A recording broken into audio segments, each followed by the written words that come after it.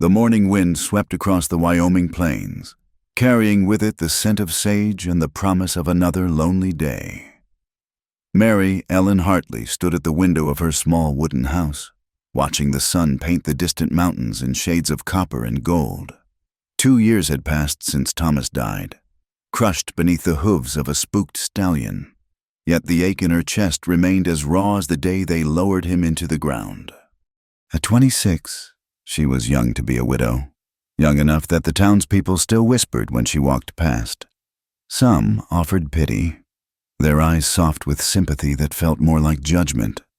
Others were less kind, their gazes sharp with speculation about what a woman alone might do to survive. She'd learned to keep her chin high and her gaze steady, even when their words followed her home like shadows. The house sat at the edge of Willow Creek, a town that barely deserved the name. 24 buildings huddled together against the vastness of the prairie, as if seeking comfort in their closeness. Mary Ellen's home stood apart, a quarter-mile from the nearest neighbor, close enough to town for necessities, but far enough to avoid the worst of the gossip. She turned from the window and surveyed her domain. The main room served as kitchen, dining area, and parlor all at once. A stone fireplace dominated one wall. Cold now, in the late summer heat. Thomas's rifle still hung above the mantel, cleaned and oiled, but never touched. The bedroom door stood ajar, revealing the quilt her mother had made for their wedding, its cheerful pattern a mockery of her current state. Outside, the small corral held 2 horses and a milk cow. The vegetable garden struggled against the dry soil, producing just enough to supplement what she could afford from the general store. It was a hard life, made harder by solitude, but it was hers. The sound of hooves on hard-packed earth drew her attention back to the window. A rider approached from the east, where the road led to the larger settlements.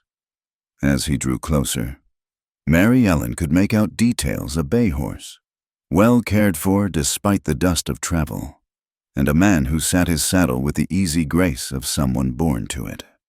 He was tall, she could tell even from a distance, with broad shoulders beneath a worn leather vest. A wide-brimmed hat shadowed his face, but she caught a glimpse of dark hair and sun-weathered skin. He rode past without stopping, heading toward town. But something in his bearing caught her attention. There was a tension in his shoulders, a watchfulness in the way he turned his head to scan the horizon. Mary Ellen found herself following his progress until he disappeared behind the false-fronted buildings of Main Street. She shook her head, annoyed at her own interest. Drifters came through Willow Creek regularly, men seeking work or running from something.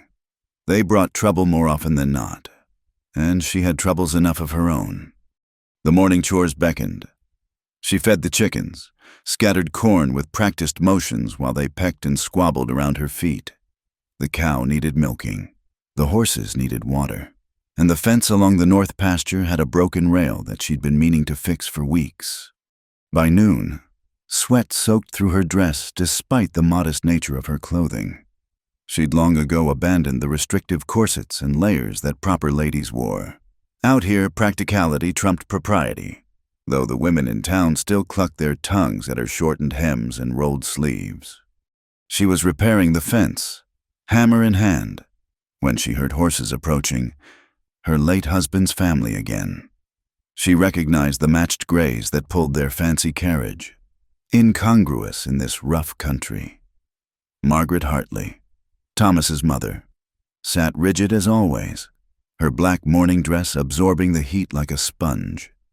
Beside her, Thomas's brother William handled the reins with the same casual competence he brought to everything. "Mary Ellen," Margaret called without dismounting. "We need to speak with you." Mary Ellen set down her hammer but didn't move closer. "Mrs. Hartley, William." "This foolishness has gone on long enough," Margaret said, her voice sharp as winter wind. "A woman alone, trying to run a ranch. It's unseemly. William has found a buyer for the property. A good price, enough to see you comfortably back to Cincinnati." "I'm not selling," Mary Ellen had repeated these words so many times they felt worn smooth in her mouth. William leaned forward, his expression attempting kindness. Be reasonable. Mary Ellen, you can't manage this place alone. The fences are falling down. The land's going to seed. Thomas wouldn't want this for you. Thomas is dead. The words came out harsher than she intended. What he would or wouldn't want stopped mattering the day that horse killed him. Margaret's lips pressed into a thin line. You always were too proud for your own good. Pride goeth before a fall. Girl, mark my words. They left in a cloud of dust and disapproval, the echo of their departure hanging in the air like a threat. Mary Ellen returned to her fence, driving nails with perhaps more force than necessary. Let them think her proud. Pride was better than surrender. The afternoon stretched long and hot. She worked until her hands blistered inside her gloves, until her back ached and her throat burned with thirst. Only when the sun began its descent toward the mountains did she allow herself to stop. The town beckoned. She needed supplies, flour, salt, perhaps some thread if she could afford it. More than that, she needed to remind herself that other people existed, that the world contained more than her own grief and stubbornness. Willow Creek came alive in the evening. Cowboys from the surrounding ranches gathered at the saloon, their laughter and arguments spilling into the street. The general store stayed open late, catering to those who worked until sundown. Mary Ellen kept to the boardwalk, nodding to those who acknowledged her, ignoring those who didn't.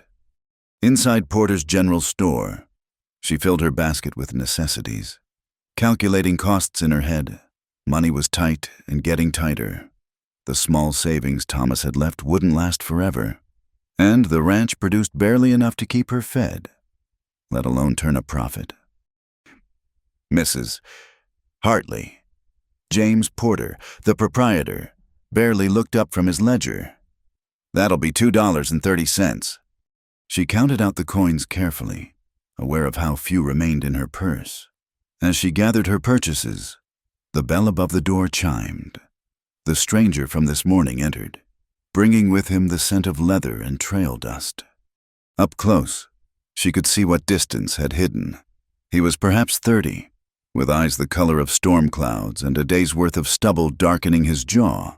His clothes were quality beneath the dust, his gun belt worn but well maintained. When he removed his hat, dark hair fell across his forehead in a way that suggested he'd been too long between barber visits. Their eyes met for a moment, and Mary Ellen felt something shift in her chest, a sensation so unexpected she nearly dropped her basket. The stranger nodded, a gesture of courtesy, nothing more, but she found herself frozen in place. "Ma'am," he said, his voice low and roughened by trail dust. He stepped aside to let her pass, and she managed to mumble a thank you before fleeing into the street. Her hands trembled as she loaded her purchases into the small wagon she'd driven to town. Foolishness. She was a grown woman, a widow, not some silly girl to be flustered by a stranger's presence.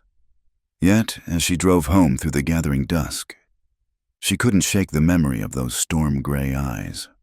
The house felt emptier than usual that night.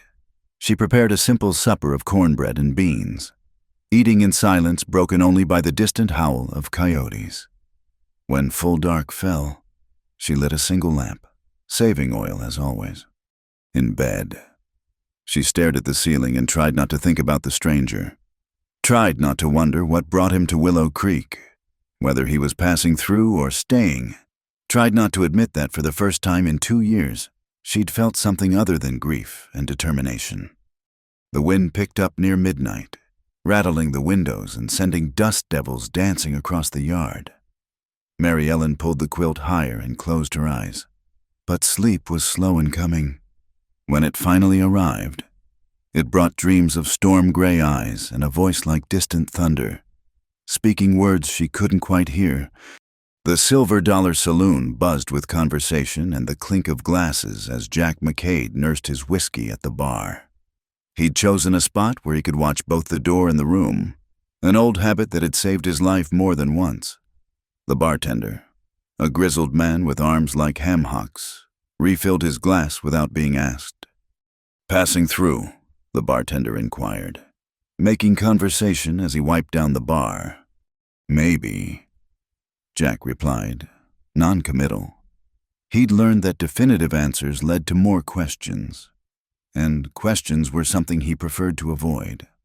The saloon doors swung open, admitting a gust of hot air and two cowboys from the Box T Ranch. They glanced at Jack, assessed him as they would a new horse, then dismissed him as no immediate threat. He was content with their conclusion. 3 days in Willow Creek, and already he could map the town's rhythms. Ranchers came in after sundown, townspeople scattered throughout the day, and always, there was talk about cattle prices, about the weather, about the widow Hartley who stubbornly clung to her dead husband's land. He'd seen her that first day, standing in her doorway like a sentinel, even from a distance. He'd noted the straight line of her spine, the determined set of her shoulders. Yesterday in the general store, up close, he'd been struck by eyes the color of prairie grass and a face that would have been beautiful if it weren't set in such careful lines of control. "Another," the bartender gestured to his empty glass. Jack shook his head, left coins on the bar, and stepped out into the evening air. The sun painted the sky in shades of red and orange, reminding him of other sunsets in other towns, always moving, never staying long enough to let the past catch up. He'd taken a room at Mrs. Finch's boarding house, a clean but Spartan establishment that asked few questions as long as the rent was paid in advance. Tomorrow he'd ride out to the surrounding ranches, see if anyone needed an extra hand.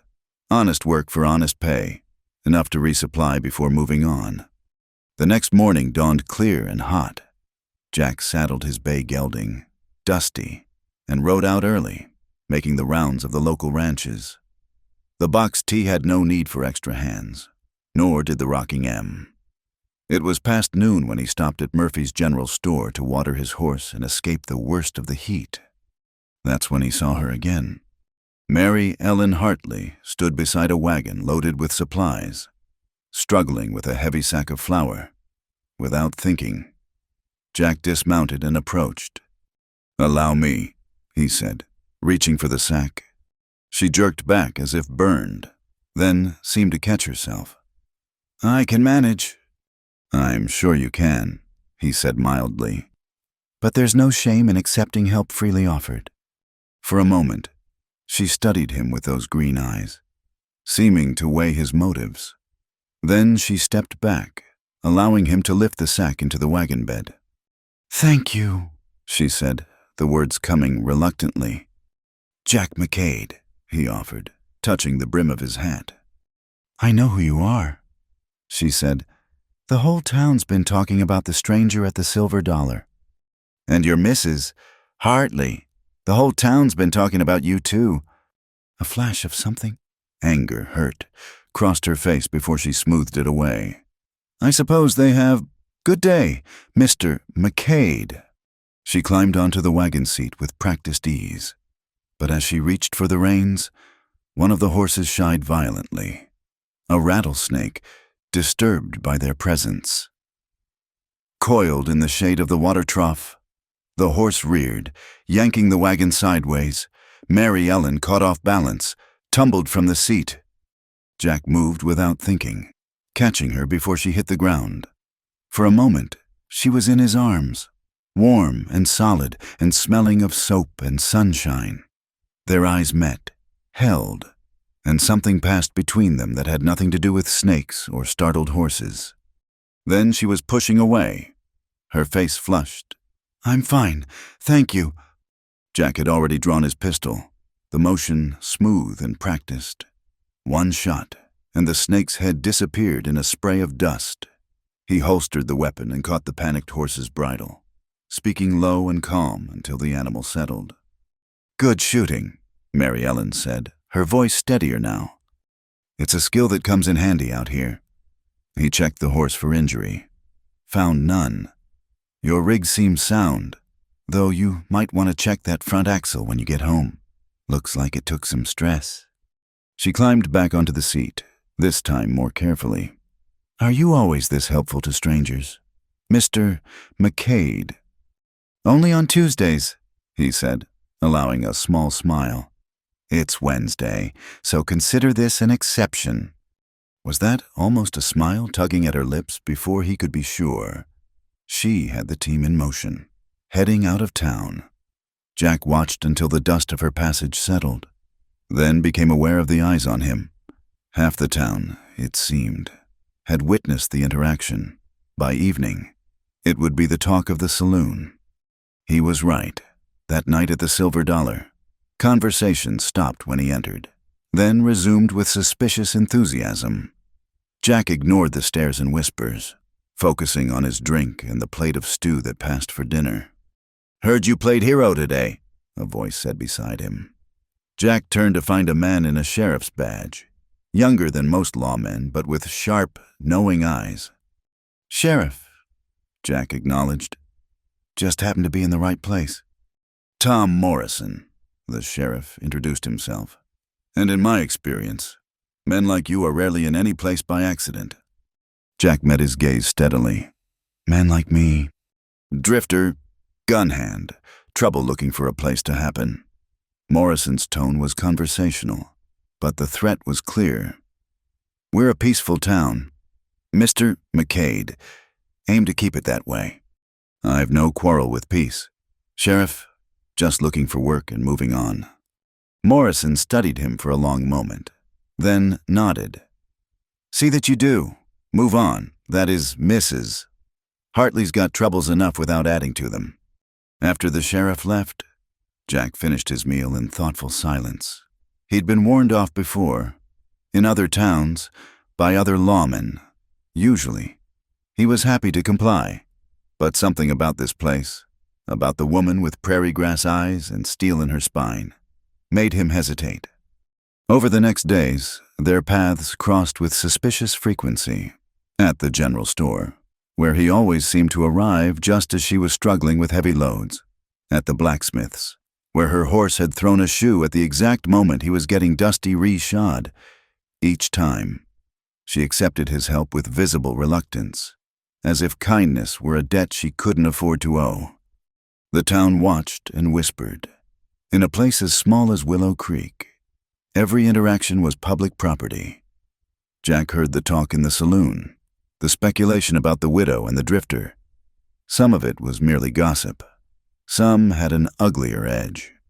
"Shameful," he heard Mrs. Morrison, the sheriff's mother, declare in the general store. Her husband not 2 years in the ground, and already making eyes at strange men. "She's struggling," another woman protested weakly. "Maybe she's just grateful for help." "Help," Mrs. Morrison sniffed. "That's what they're calling it now." Jack left before he said something that would make his situation worse, but the injustice of it burned in his gut. Mary Ellen Hartley was the least flirtatious woman he'd ever met. Every interaction was armored in propriety, every word carefully measured. If the town wanted to paint her as a loose woman, they'd do it with or without evidence. The dust storm hit a week after his arrival. Jack saw it coming. A red-brown wall advancing across the plains like the wrath of God. He'd taken shelter in the livery stable, helping the owner secure loose equipment and calm nervous horses. When Mary Ellen's wagon careened into view, she was fighting to control the team, the horses wild-eyed with fear as the wind tore at their manes. Jack ran out, catching the near horse's bridle, using his weight to slow their panicked flight. Together, they managed to get the wagon into the stable just as the storm engulfed the town. Inside, the world turned red and dark. Wind howled through every crack, carrying dust that coated everything, filled lungs, turned the air itself into an enemy. Mary Ellen coughed, pulling a handkerchief from her pocket to cover her nose and mouth. "Here," Jack said, soaking his bandana in the water bucket and handing it to her. "It'll help." She took it without argument, holding it over her face as they huddled with the horses in the relative shelter of the stable. The storm raged for what felt like hours, but was probably less than one, the wind screaming like a living thing. When it finally passed, they emerged to find the town transformed. Dust coated everything in a layer of red-brown grit. Tumbleweeds piled against buildings. Someone's chicken coop had been relocated to the middle of Main Street. "Thank you," Mary Ellen said, handing back his bandana. Her hair had come partially loose from its pins, wisps framing her dust-smudged face.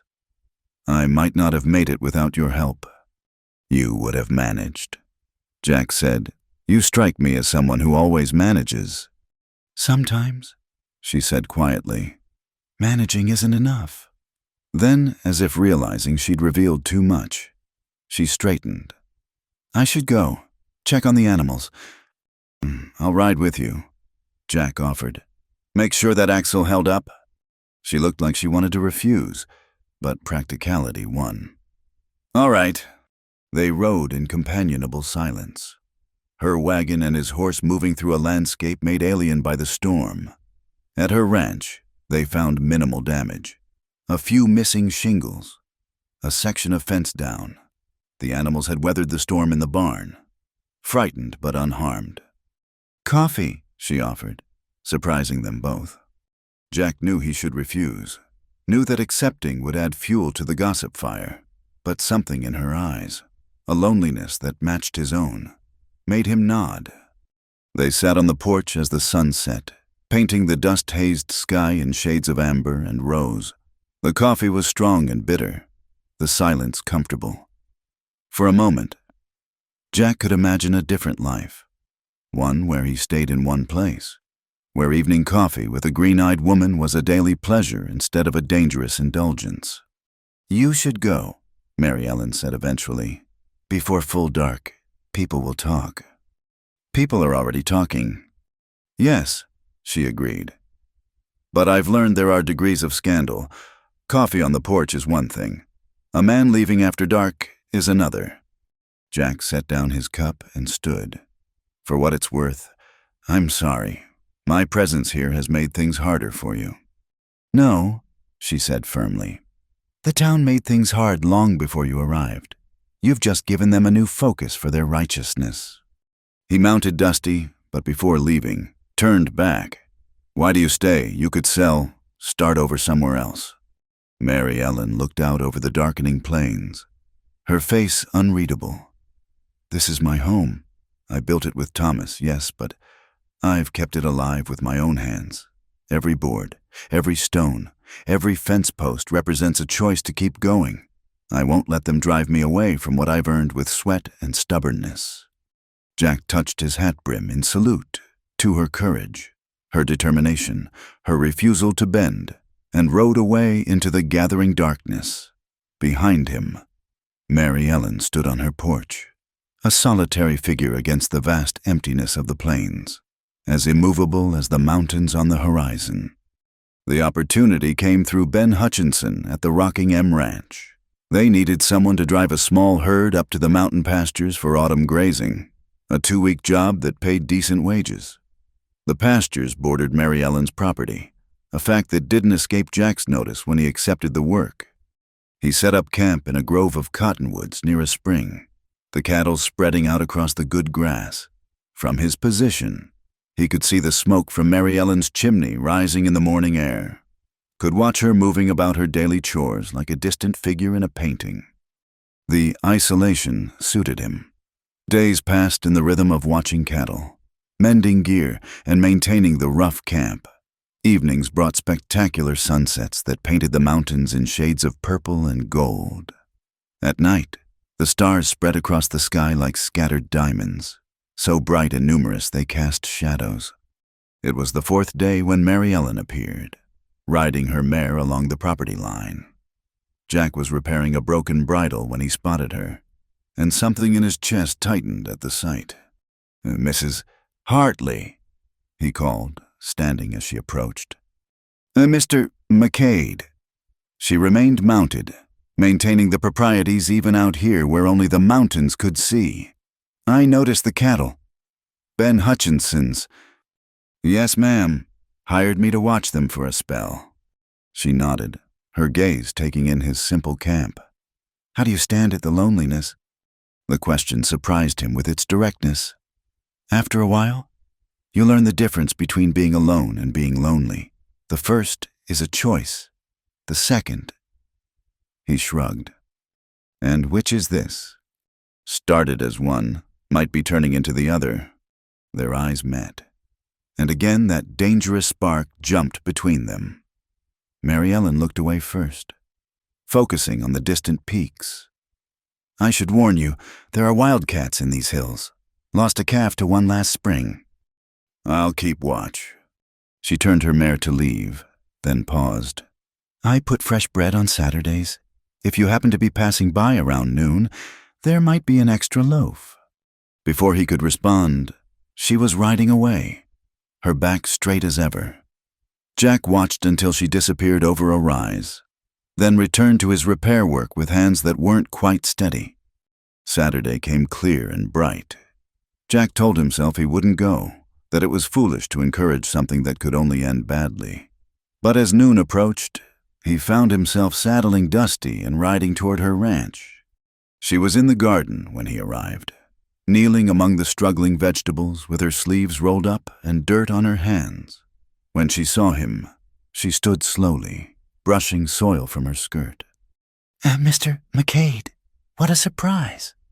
There was a glint in her eye that suggested it was no surprise at all. Jack dismounted, tying Dusty to the fence post. "Happened to be in the area.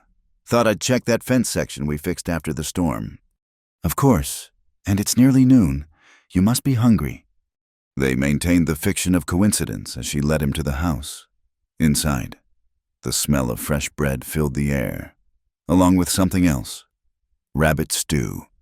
If his nose was right, she'd prepared a meal for two, despite her pretense of surprise. They ate at her small table, the conversation careful at first, then gradually warming. Jack found himself telling her about places he'd seen, the endless grass of Kansas, the mountains of Colorado, the desert blooms of Arizona. She listened with hungry attention. Someone who'd never been more than 50 miles from where she was born. "Thomas promised we'd travel," she said, a wistful note in her voice. "After we got the ranch established, see San Francisco, maybe even Chicago."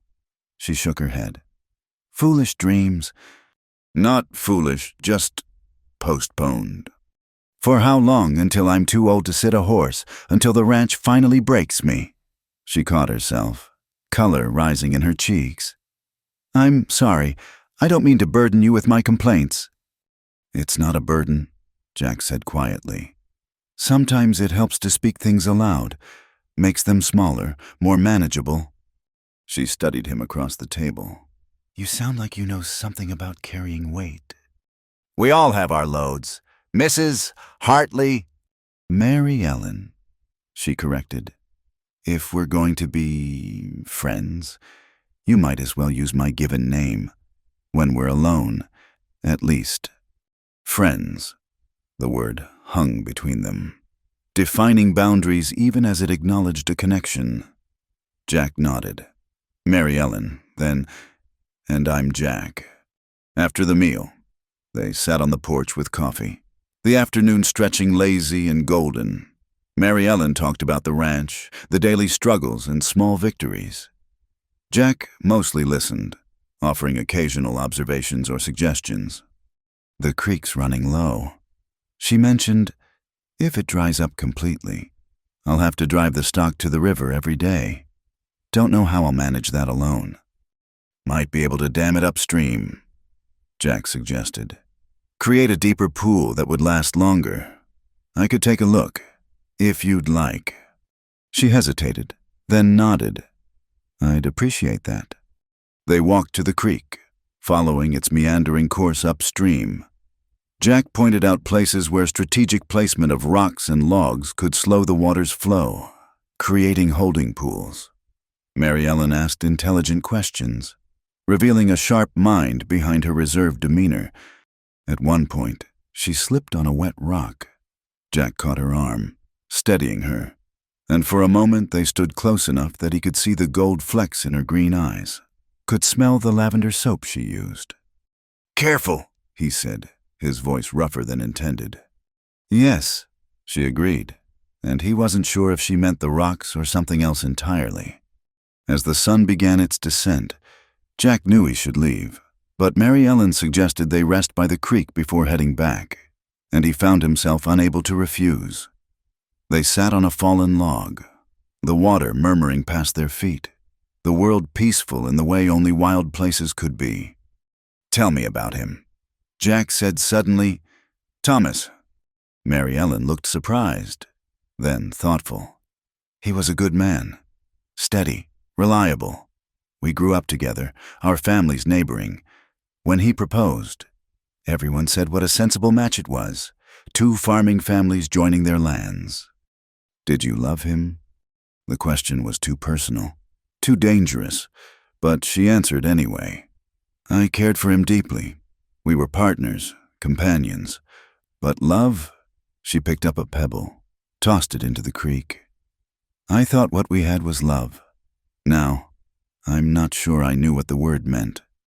And now," she turned to look at him, and what he saw in her eyes made his breath catch. "Now I think love might be something wilder, something that doesn't ask permission or wait for the proper time, something that burns even when you try to bank the fire." The air between them crackled with possibility. Jack found himself leaning closer, drawn by forces stronger than wisdom. Mary Ellen didn't pull away. Her lips parted slightly, her breath quick and shallow. Then a gunshot cracked across the evening air. They jerked apart, Jack already on his feet, hand moving to his pistol. The shot had come from the direction of the cattle herd. Without a word, they ran for the horses, Jack lifting Mary Ellen into her saddle before mounting Dusty. They rode hard toward the mountain pastures, the dying light making shadows treacherous. As they crested the rise above Jack's camp, they could see the cattle milling in panic, several riders working to scatter them. "Rustlers," Jack said grimly. "Stay here." But Mary Ellen was already spurring her mare forward. "Those are Hutchinson's cattle.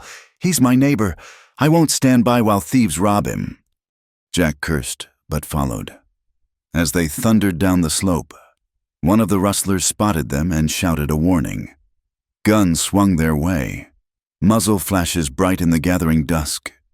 Jack drew and fired in one smooth motion, his shot taking one rustler from the saddle. Mary Ellen, to his amazement, had produced a rifle from her saddle scabbard and was firing with calm precision, forcing the thieves to scatter. The rustlers, apparently unprepared for resistance, broke and ran. Jack pursued for a short distance, ensuring they were truly fleeing, then returned to find Mary Ellen calming the spooked cattle with soft words and steady hands. "Where did you learn to shoot like that?" he asked. "Thomas taught me. Said a woman alone should know how to defend herself." She looked at the fallen rustler, her face pale but determined. "Never thought I'd need to." They worked together to gather the scattered cattle, checking for injuries.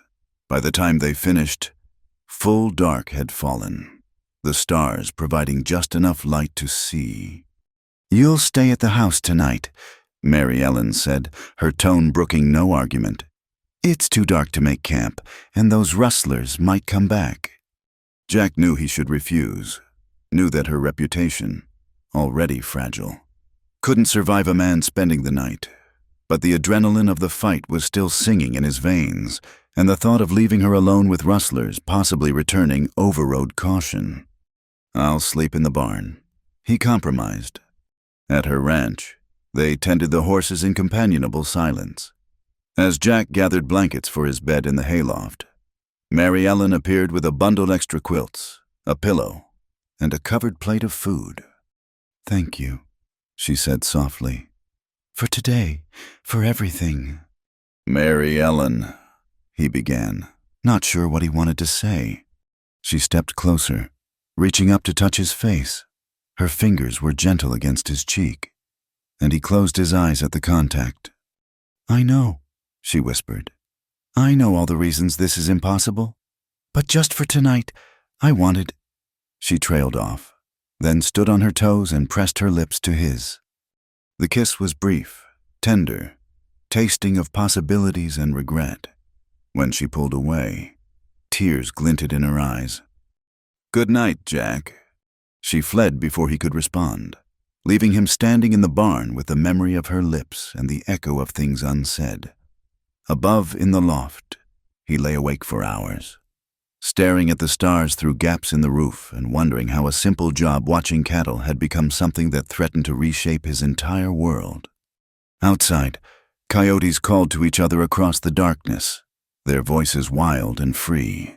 Jack listened and understood their language, the call of creatures who belonged to no one but themselves, who ran where they wished beneath the vast western sky.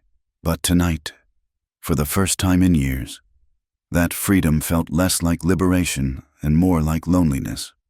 Somewhere in the house, Mary Ellen was likely lying awake too, wrestling with the same dangerous feelings. Two souls, each carrying their own burdens, drawn together by something stronger than sense or propriety. And overhead, the mountains stood eternal and impassive, keeping their silence about what tomorrow might bring.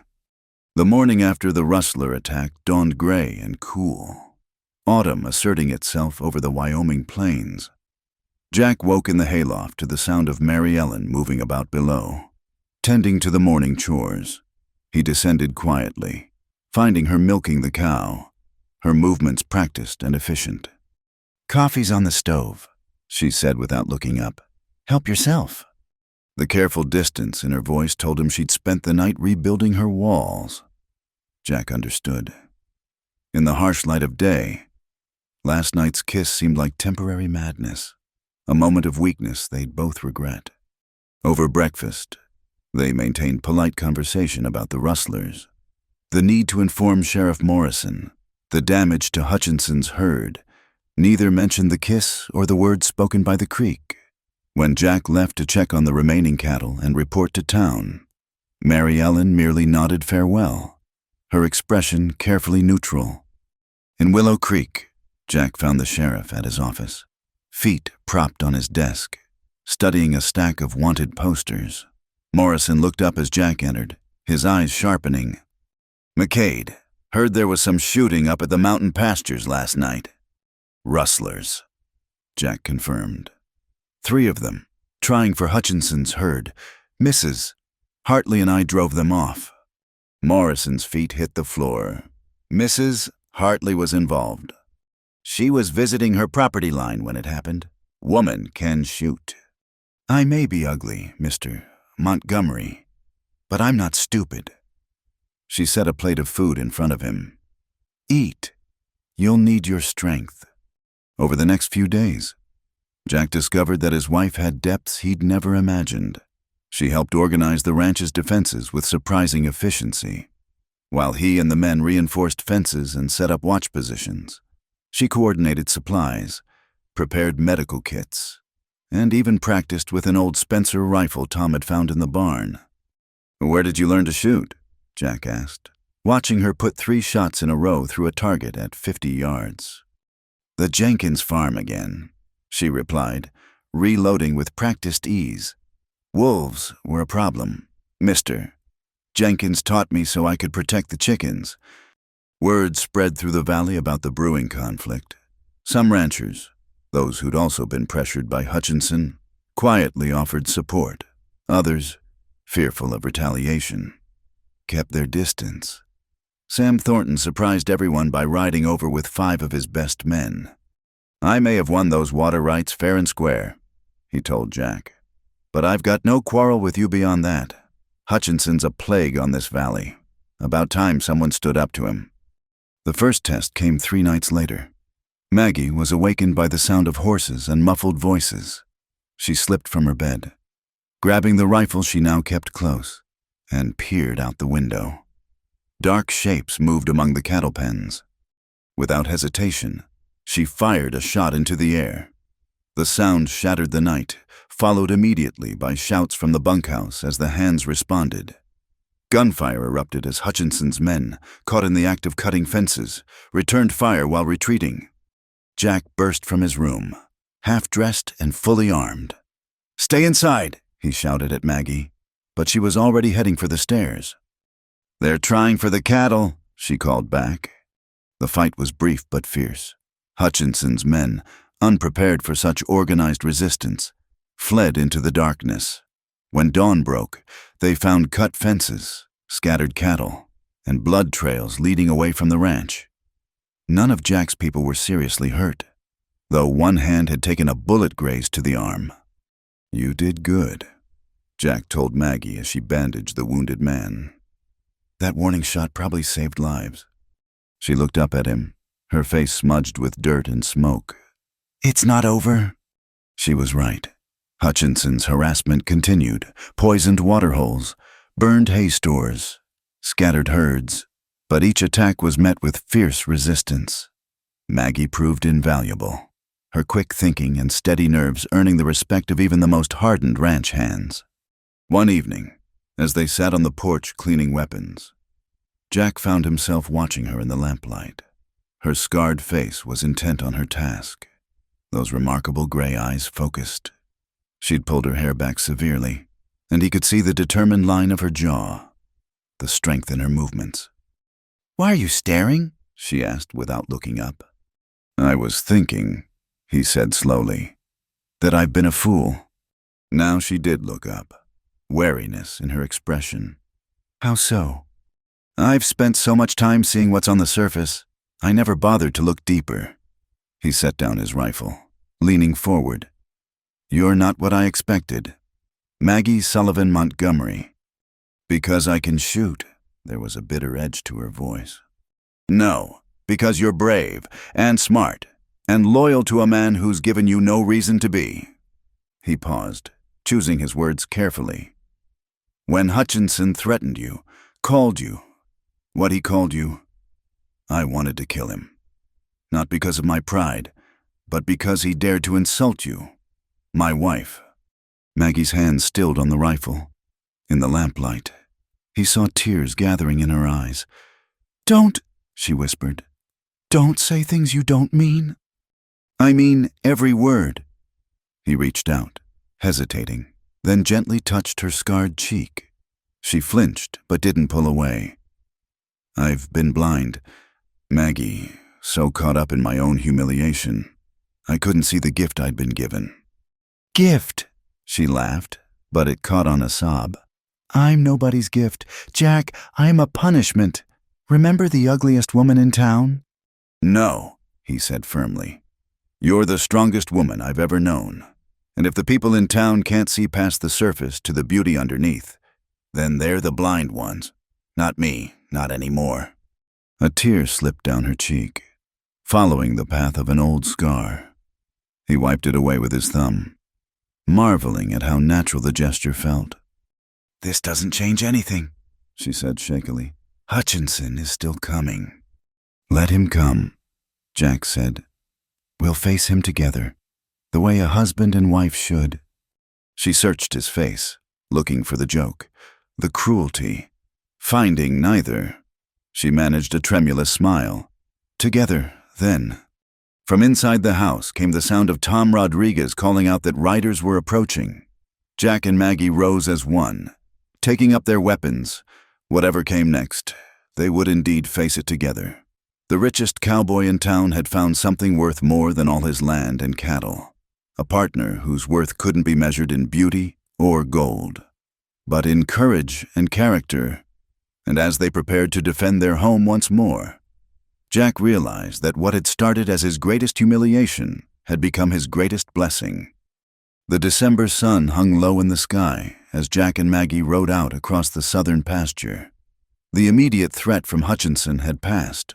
The man had been arrested after attempting to burn down the Thornton ranch, caught red-handed by the sheriff.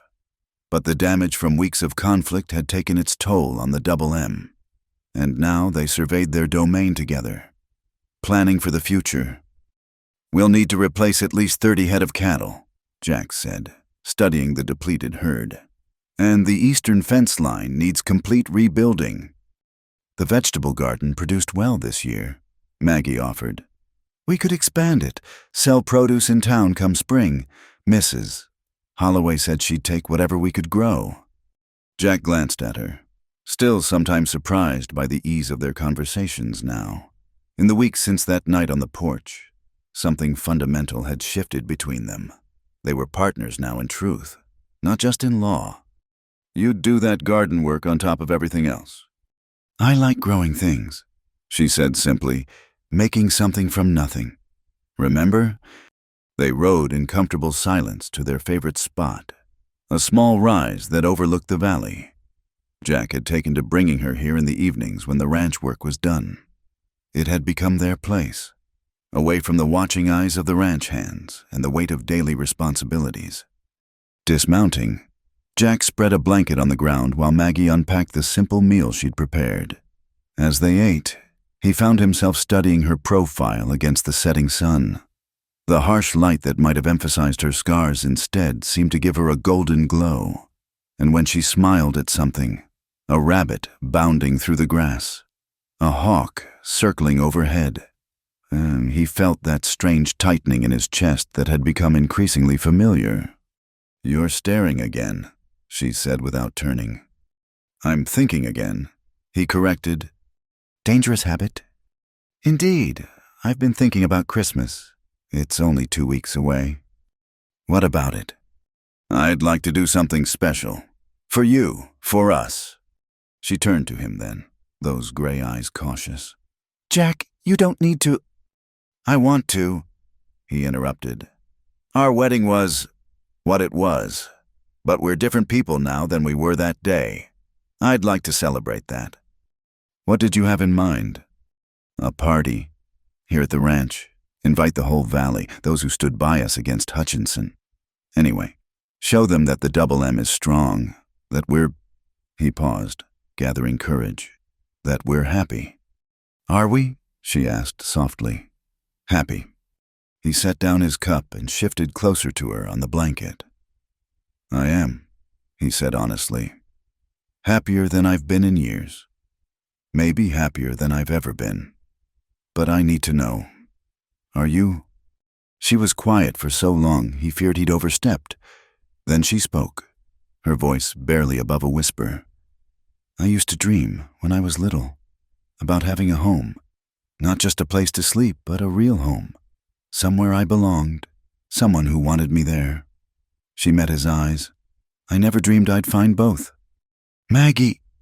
He reached for her hand, encouraged when she didn't pull away. Her fingers were calloused from work, but they fit perfectly in his. That night at the saloon, when I lost that bet, I thought my life was over. I thought I was being condemned to misery. And now I think Sam Thornton did me the greatest favor of my life. He lifted her hand to his lips, pressing a gentle kiss to her knuckles. Though, if you tell him that, I'll deny it to my dying day. She laughed, the sound like music across the prairie. Your secret is safe with me. I have another confession, he continued, emboldened by her response. I've been going to town when you think I'm checking the herds. Her brow furrowed. The saloon? No, I've been to see Judge Watson about our marriage. She stiffened, trying to pull her hand away, but he held firm. You want an annulment. I understand. Now that Hutchinson is dealt with. No, the word came out sharper than he intended. No, Maggie. I wanted to know about making it real. Our marriage. In every way. It is real. We have the certificate. That's not what I mean. He took a deep breath. I mean I want you to be my wife in truth. To share not just my name and my ranch, but my life, my bed, my future. If you'll have me. The silence stretched between them, filled only by the whisper of wind through the grass. A tear slipped down Maggie's cheek. Then another. Don't cry, he said, alarmed. If I've upset you. You impossible man, she said through her tears. Do you know how long I've wanted to hear those words, how many nights I've lain awake, listening to your footsteps in the hall, wishing. Then why are you crying? Because I'm afraid that you'll wake up one morning and see me clearly again. See what everyone else sees. Remember that you're Jack Montgomery, who could have any woman in the territory, and I'm just... He silenced her with a kiss. It was gentle, tentative at first, mindful of her fears. But when she responded, pressing closer, he deepened it, pouring all the feelings he'd been discovering into that one perfect moment. When they finally parted, both breathing hard, he rested his forehead against hers. "You're not just anything, Maggie Montgomery. You're the woman who stood by me against Hutchinson, who runs my household with grace and efficiency, who makes the best apple pie in 3 counties, who can outshoot half my ranch hands, who has more courage in her little finger than most people have in their whole bodies." "Jack." "I'm not finished," he said firmly.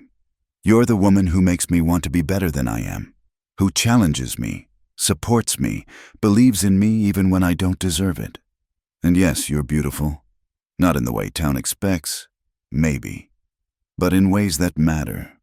Your eyes are like storm clouds over the mountains. Your hands are gentle when they tend wounds, but strong when they need to be. Your smile, when you really smile, lights up a room better than any lamp." "You're seeing what you want to see," she protested weakly. "I'm seeing what's really there, what's always been there, waiting for someone to look past the surface." He cupped her face in his hands, thumbs tracing the paths of her scars. "I love you, Maggie, not in spite of who you are, but because of who you are." The sob that escaped her was part joy, part disbelief, part release of years of pain. "I love you too," she whispered. "I think I have since that night you were hurt and you let me help you. You looked at me like I was a person, not a curiosity or a curse." "You saved me that night," he said, "in more ways than one." They stayed on the hill until full dark, talking, planning, sharing dreams they'd never dared voice before. When they finally rode back to the ranch, something had fundamentally changed between them. The ranch hands noticed it immediately. The way they rode closer together, the way their eyes met and held, the way Maggie's face glowed with a happiness that transformed her features. That night, for the first time since their wedding, Jack didn't retire to his separate room. Instead, he followed Maggie to hers, both nervous as newlyweds despite being married for months. "Are you sure?" she asked at the doorway, vulnerability clear in her eyes. "I've never been more sure of anything in my life," he replied, and proved it by sweeping her into his arms. Later, as they lay entwined in the darkness, Maggie traced patterns on his chest. "What will people say?" "Let them say what they want," Jack murmured into her hair. "They've been talking about us since our wedding day. At least now they'll have something good to gossip about. The Christmas party will be our way of announcing to the Valley that the Montgomery marriage is not just surviving, but thriving. That what started as a punishment has become a blessing. From a lost bet to found love," she mused. "Poetic. You should write that down." She laughed softly. "I'd rather live it." "Then that's what we'll do," he promised. "Live it every day for the rest of our lives." Outside, snow began to fall. The first of the season, blanketing the ranch in pristine white. It seemed fitting, a fresh start, a clean slate, a new beginning for 2 people who'd found love in the most unexpected place. The richest cowboy in town had discovered that true wealth had nothing to do with land or cattle or gold, but everything to do with the woman in his arms who'd taught him to see beyond the surface to the treasures that lay beneath, as sleep claimed them. Jack's last coherent thought was a prayer of gratitude to Sam Thornton, whose rigged poker game had given him the greatest gift of all, a love that was, in every way that mattered, perfect. The Christmas party had been a grand success, with the neighbors and friends filling the Double M ranch house with laughter and warmth. But by February, the joy of that celebration seemed like a distant memory as the valley faced its worst crisis in decades. The winter snows had been sparse, and now, as spring approached, the terrible truth was becoming clear. Drought was coming. Jack stood on the porch, studying the cloudless sky with growing concern. The grass, usually green by this time of year, remained brown and brittle. The creek that ran through their property had slowed to a trickle. "It's going to be bad," Tom Rodriguez said, joining him. Old Pedro says he hasn't seen signs this poor since the drought of '61. That one killed half the herds in the territory, Jack replied grimly. Behind them, the screen door opened and Maggie emerged, carrying cups of coffee. The easy familiarity with which she moved between the two men spoke of her full acceptance as mistress of the ranch. "I've been talking to Mrs. Chen," she said, handing them the steaming cups. "She remembers techniques from California, ways to preserve water, protect gardens.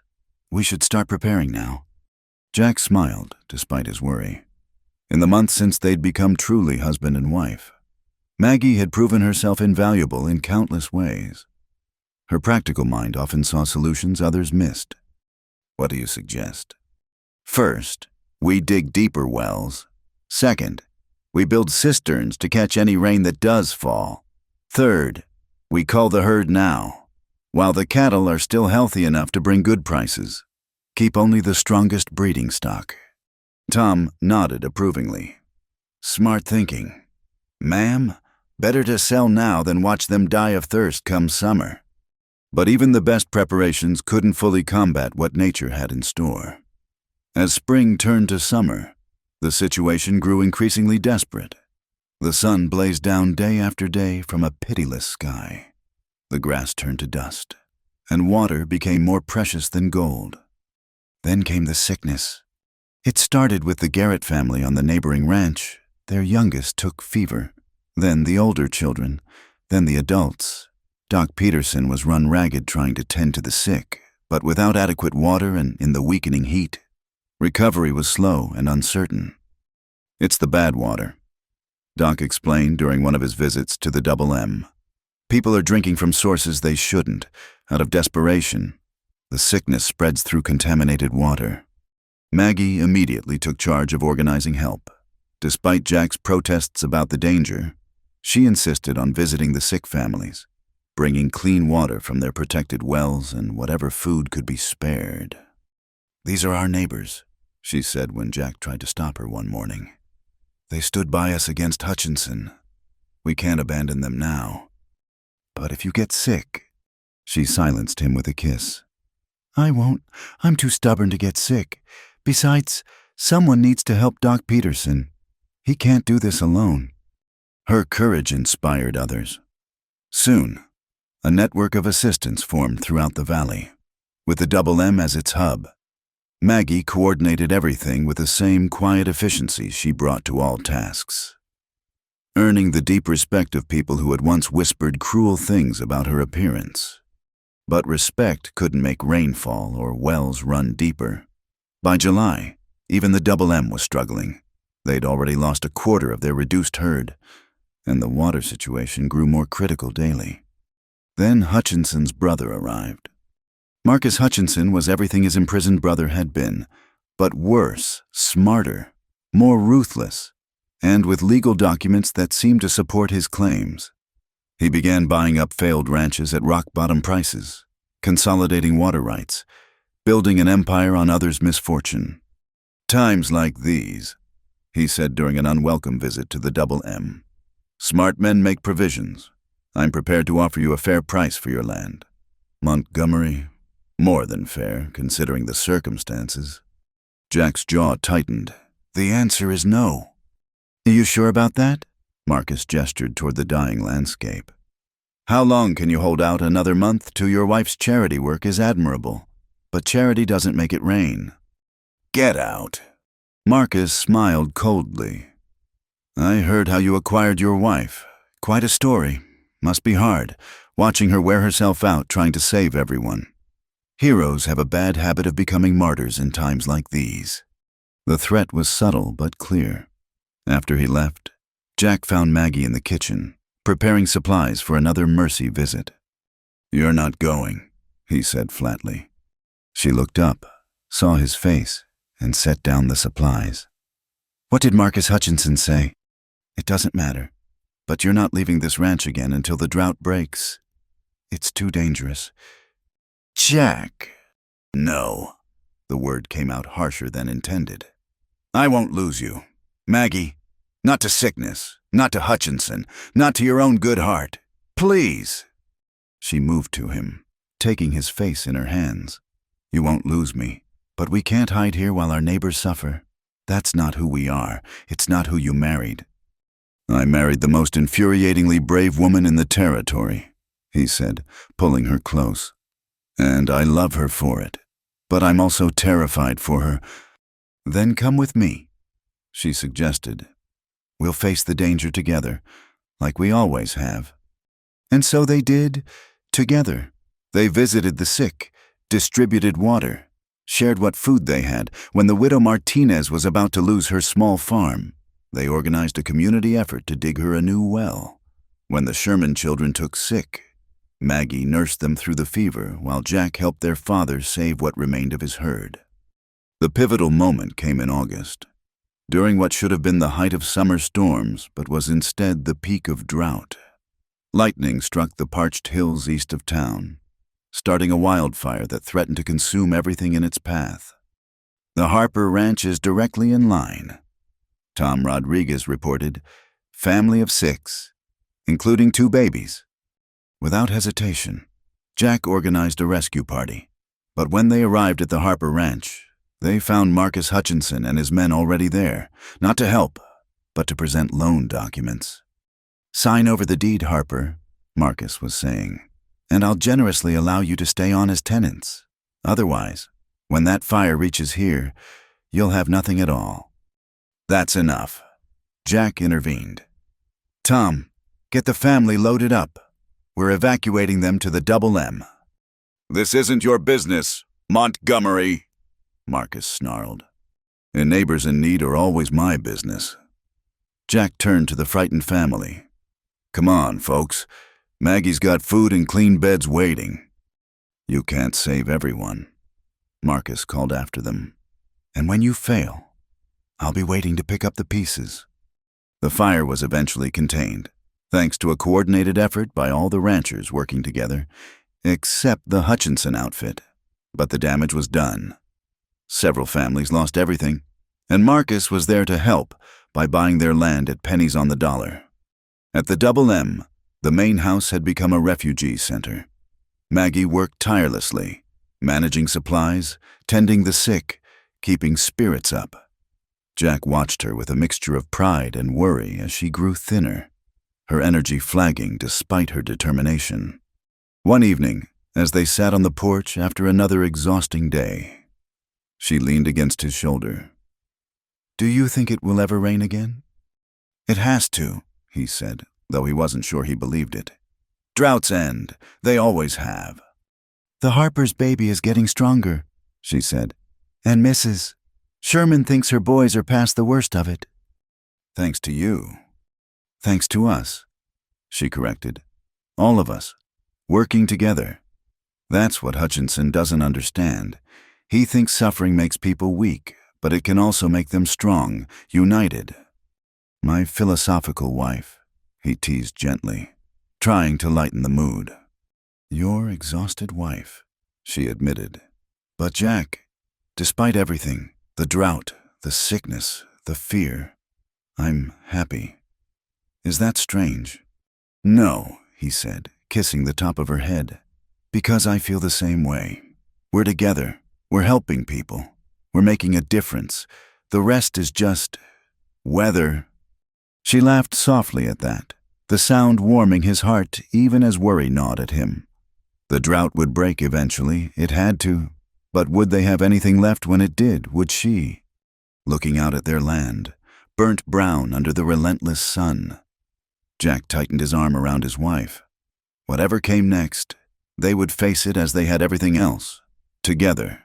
The ugliest woman in town had become the most beautiful in his eyes.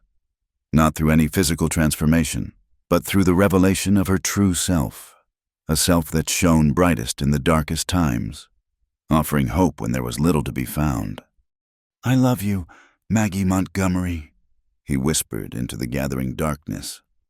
And I love you, Jack Montgomery, she replied. Drought or no drought, we're the richest people in this valley. He knew she was right. Their wealth couldn't be measured in cattle or acres or water rights. but in the strength of their bond and their commitment to their community.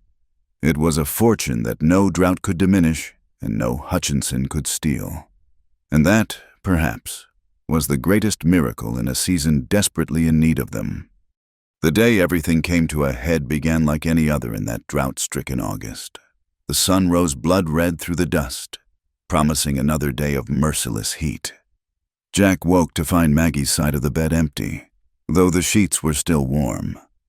He found her in the kitchen, already organizing supplies despite the early hour. "The Hendersons' well went dry yesterday," she explained, not looking up from her work. "I promised to bring them water this morning. Maggie, you need rest. You've been pushing yourself too hard." "People need water more than I need rest," she said simply. But Jack noticed the tremor in her hands as she packed the supplies. Before he could argue further, Tom Rodriguez burst through the door. "Boss, we got trouble! Big trouble!" "What is it?" "Marcus Hutchinson and about 20 men are heading this way, armed to the teeth, and boss, they've got legal papers, sheriffs with them." Jack's blood ran cold. "Legal papers for what?" "Don't know, but it can't be good." Within minutes, the yard was full of riders. Marcus Hutchinson sat his horse like a conquering general, a satisfied smirk playing at his lips. Sheriff Walsh, a decent man who looked deeply uncomfortable, held a stack of official-looking documents. "Morning, Montgomery," Marcus called out. "Beautiful day for business, wouldn't you say?" "State your business and get off my land," Jack replied, his hand resting on his gun. Now. No need for unpleasantness. "Sheriff, would you do the honors?" Sheriff Walsh dismounted reluctantly. "Jack, I'm sorry about this, but Mr. Hutchinson here has presented documents showing outstanding loans against your property. According to these papers, you borrowed heavily from his brother Cole before his incarceration." "That's a lie," Jack said flatly. "I've never borrowed a cent from any Hutchinson." "The documents say otherwise," Marcus interrupted. "Signed and witnessed. You've defaulted on the payments, which means the Double M is subject to foreclosure." "Those are forgeries," Maggie said, stepping forward. "Jack would never—" "Can you prove that?" Marcus asked silkily. "Because I have legal documents. What do you have besides the word of a man who lost his fortune gambling and married— well?" His eyes raked over Maggie insultingly.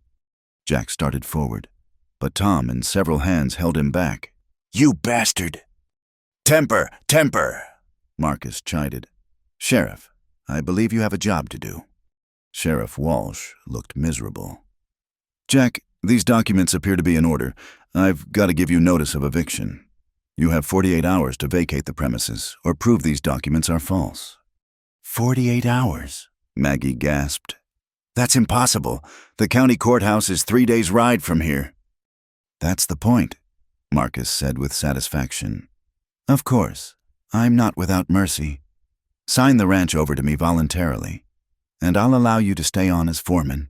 You'll have a roof over your heads, steady work, more than most in this drought."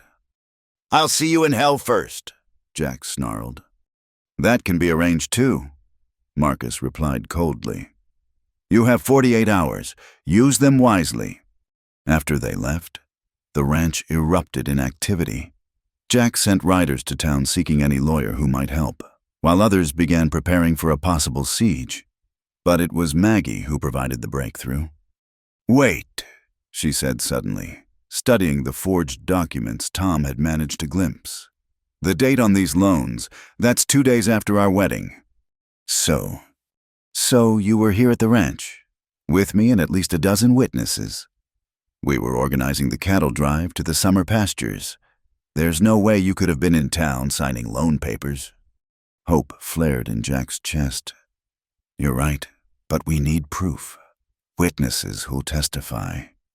"Then we'd better start gathering them," Maggie said with determination.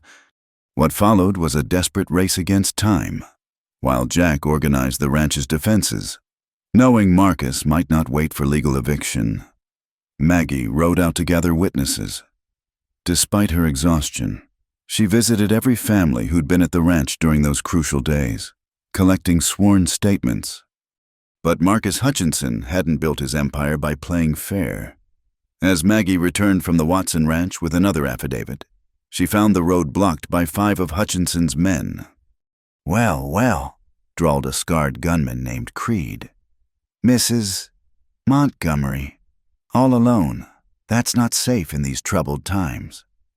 Let me pass, Maggie said firmly, though her heart hammered in her chest. Can't do that. Ma'am, Mr. Hutchinson wants to have a word with you. Something about you stirring up trouble, getting folks to lie for your husband. The only liars here work for Hutchinson, she retorted. Creed's face hardened. Get her, boys. What happened next would become legend in the valley. Maggie Montgomery, the woman once mocked as the ugliest in town, fought like a wildcat.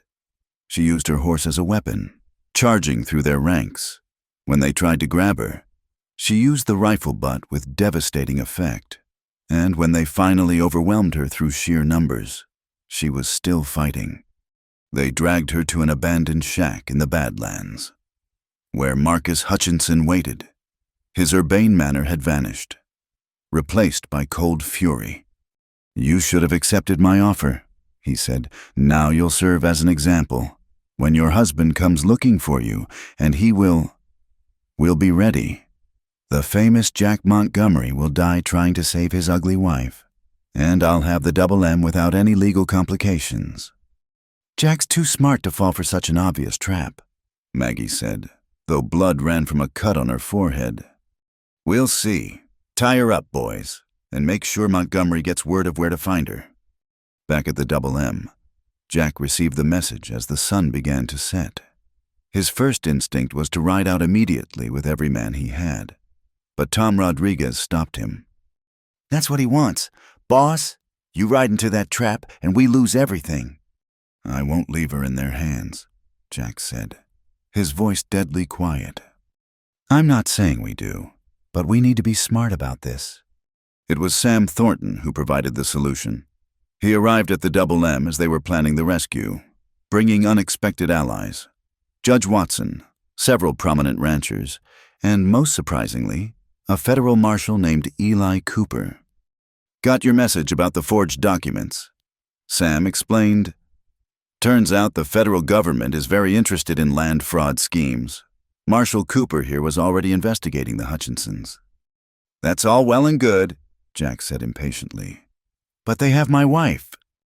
Then we'd better go get her, Marshal Cooper said calmly. But we do this legally. I'll deputize you men. This becomes an official law enforcement action. The rescue party rode out in the darkness, guided by Jim Standing Bear, who knew every trail in the Badlands. They surrounded the shack where Maggie was held, but when Marshal Cooper called for surrender, the response was gunfire. The battle was fierce but brief. Hutchinson's men caught between the federal marshal's authority and the fury of Jack Montgomery fighting for his wife. Didn't last long. Jack himself crashed through the shack's door, finding Maggie tied to a chair but unbroken. Took you long enough, she said with a weak smile. Sorry, had to do this legally, he replied, cutting her bonds. Are you hurt? Nothing that won't heal. She stood shakily, then threw her arms around him. I knew you'd come. Always, he whispered fiercely. Always. Marcus Hutchinson was captured trying to flee, the forged documents still in his saddlebags, along with evidence of numerous other frauds. The federal marshal arrested him and his surviving men, ending the Hutchinson threat once and for all. Back at the Double M, Doc Peterson tended Maggie's injuries, bruises, cuts. Nothing serious, but enough to make Jack's blood boil anew. As dawn broke, she insisted on sitting on the porch, watching the sun rise over their land. It's over, Jack said, sitting beside her. The legal threat, yes, but the drought. As if in answer to her words, a cool breeze stirred, different from the hot winds they'd endured for months. Looking west, they saw something that made their hearts leap. Clouds, real clouds, dark and heavy with promise. "Is that—" Maggie breathed. "Rain," Jack confirmed, hardly daring to believe it. The first drops fell an hour later, gentle at first, then building to a steady downpour. All across the ranch, people emerged from buildings, faces turned skyward, letting the blessed water wash over them. Some cried, some cheered, some simply stood in silent gratitude. Jack and Maggie remained on the porch, her head on his shoulder, watching their land drink in the life-giving rain. The drought would end, the grass would grow again, and the Double M would survive and thrive. "You saved us," Jack said softly. "Your quick thinking about the dates, your courage in gathering witnesses even when it put you in danger." "We saved us," she corrected. "Together, the way it should be." From the bunkhouse came the sound of celebration as the hands cheered the rain. In the distance, they could see other ranchers firing guns in the air in joy. The valley had survived its trial by fire and drought. And at the center of that survival story stood an unlikely couple who'd found strength in each other. "No more talk of ugly or beautiful," Jack said firmly. "From now on, there's only one word I want associated with you." "What's that?" "Hero," he said simply. "My hero. The valley's hero. The woman who fought drought and corruption with equal courage." Maggie turned to kiss him as the rain continued to fall, washing the dust from the land and bringing the promise of new life. Their love had been tested by every hardship the frontier could offer, and it had emerged not just intact, but stronger. The richest cowboy in town had learned that true wealth came not from land or cattle, but from the courage to stand against injustice and the wisdom to recognize real beauty when it stood before him, scarred face and all. The rains had transformed the valley, where once there had been only dust and despair. Now green shoots pushed through the earth, and the creeks ran full again. It was a Sunday morning in early October, and the Double M Ranch had never looked more beautiful. The restored pastures were dotted with healthy cattle. The garden Maggie had fought so hard to preserve was flourishing, and the house itself seemed to glow in the gentle autumn sun. Jack stood before the mirror in their bedroom, fumbling with his tie. "I still don't see why we need to do this," he muttered. Maggie appeared behind him, her hands replacing his at the tie. "Because," she said patiently, "the whole valley wants to celebrate. We survived the drought. The Hutchinsons are gone, and people want to mark new beginnings." "We're already married," he pointed out. "That was a punishment wedding," she said, stepping back to admire her handiwork. "This is a celebration of choice." The idea had been Reverend Coleman's, surprisingly enough, guilt-ridden over his role in their forced marriage. He'd suggested a renewal of vows now that they were truly husband and wife. The town had embraced the idea enthusiastically, seeing it as a symbol of the valley's resilience and transformation. Jack turned to face his wife, taking in her appearance. She wore a dress of soft blue store-bought from San Francisco, a gift he'd insisted on despite her protests about the expense. Her hair was styled simply but elegantly, and while her scars remained, they seemed softer somehow, or perhaps he simply saw them differently now. "You're beautiful," he said, meaning it with every fiber of his being. She smiled, that genuine smile that transformed her face. "And you're a terrible liar, Jack Montgomery, but I love you for it." "I'm not lying," he insisted, pulling her close. "I'm telling the truth that I was too blind to see before. You are beautiful. Your strength is beautiful. Your kindness is beautiful. Your courage is beautiful. And yes, you, all of you, is beautiful to me." "Careful," she warned, though her eyes sparkled with tears. "You'll make me cry and ruin the occasion." A knock at the door interrupted them. Mr. and Mrs. Montgomery. "Mrs.?" Chen called. "The guests are arriving." Indeed, wagons and riders were streaming toward the ranch from every direction. The yard had been transformed with tables and decorations, And Belle Martinez from the saloon had volunteered to sing proper songs this time, she'd promised with a wink. Among the first to arrive was Sam Thornton with his family. He approached Jack with an extended hand and a rueful smile. "I owe you an apology," Sam said, "and a confession." "Oh," Jack raised an eyebrow. "That poker game. I cheated." "I know," Jack said simply, surprising him. "Figured it out months ago. You're not that good a player." "Sam, you knew and you never said anything." Jack glanced at Maggie, who was greeting guests with natural grace. "Why would I? You gave me the greatest gift of my life. I should be thanking you." Sam followed his gaze and nodded slowly. "She's remarkable. We all see it now. I'm sorry it took us so long." "Better late than never," Jack said, clapping him on the shoulder. The ceremony was held in the garden Maggie had saved through the drought. Reverend Coleman, looking far more comfortable than at their first wedding, spoke about transformation, redemption, and the mysterious ways love could grow in the most unlikely soil. This time, when Jack said, "I do," his voice rang with conviction. This time, when Maggie said the same, the entire gathering could see the joy radiating from her. And this time, when Reverend Coleman said, "You may kiss your bride," Jack did so thoroughly, to the cheers and applause of the entire valley. The celebration that followed was like nothing Redemption Creek had ever seen. Tables groaned under the weight of food contributed by every family. Musicians played. Children ran laughing through the gardens, and old feuds were forgotten in the spirit of renewal. As the sun began to set, Jack found himself in conversation with Judge Watson, Marshal Cooper, and several other prominent men.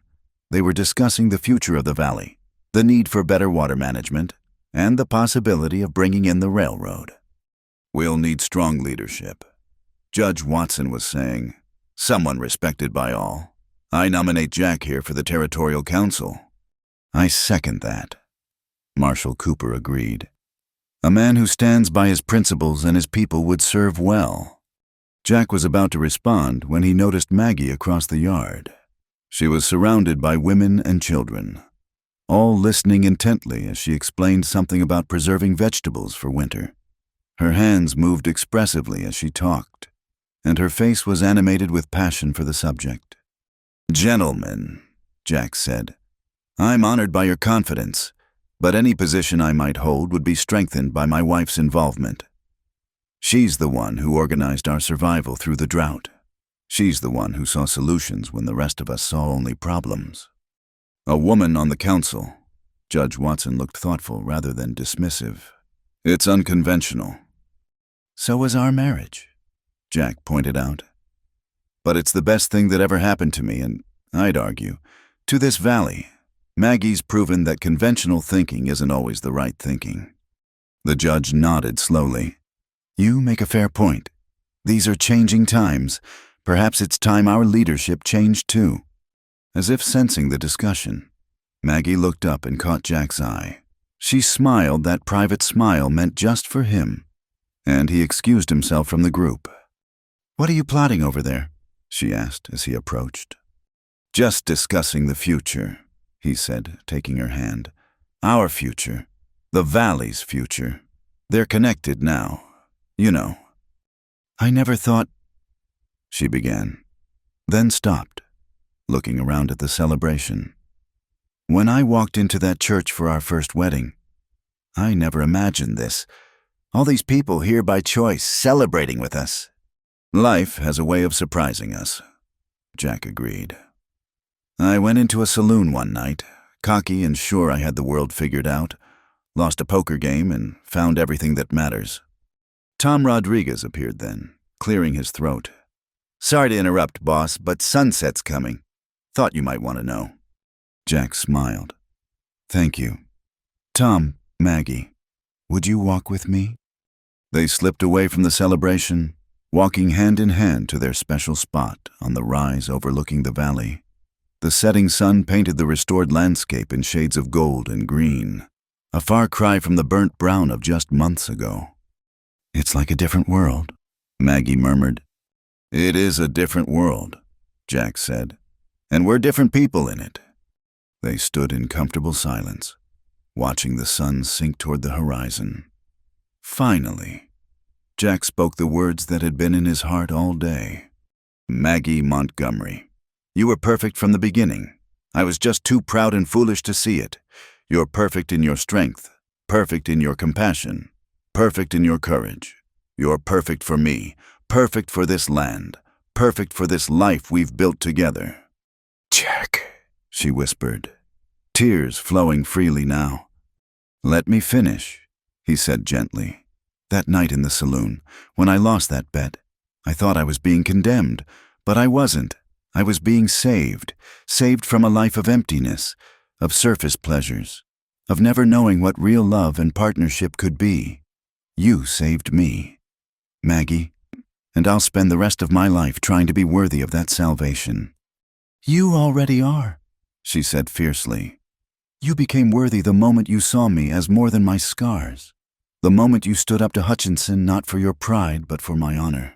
The moment you chose to stay and fight for our land, our people, our love." As the last rays of sun disappeared behind the mountains, they heard Belle's voice drifting up from the ranch, singing a ballad about love found in unexpected places.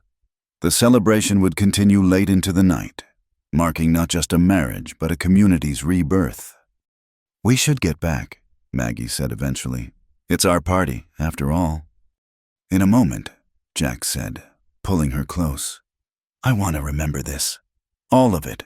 The way the light catches in your hair, the way your hand fits in mine, the way our land looks, green and alive again.